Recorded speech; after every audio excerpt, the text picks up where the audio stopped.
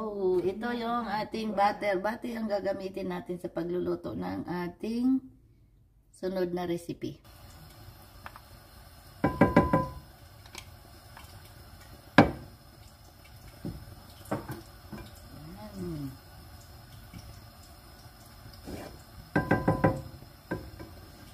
Ating sunod na recipe for today. Napaka-yummy nito.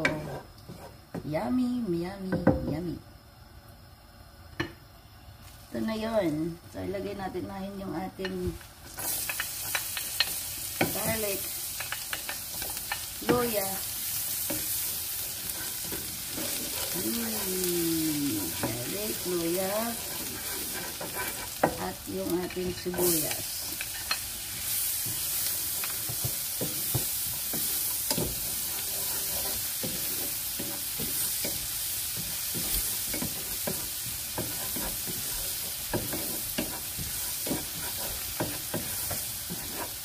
Ilagay na natin, mayroon tayong asparagus, carrots, at peppers. Alright? So, iluto lang natin yan siya. Siyempre, yung peppers hindi makalimutan na yung dagdag bango at lasa. Okay. So, ilagay natin ang oyster sauce.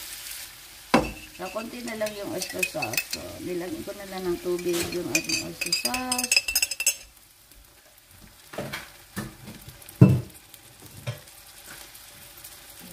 Soy sauce.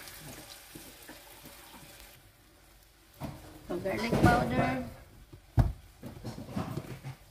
Peppers.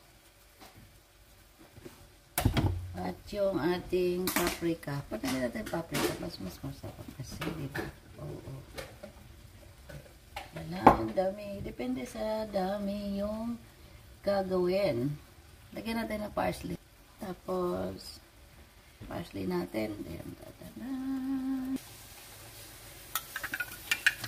So, yung ating cornstarch. Cornstarch.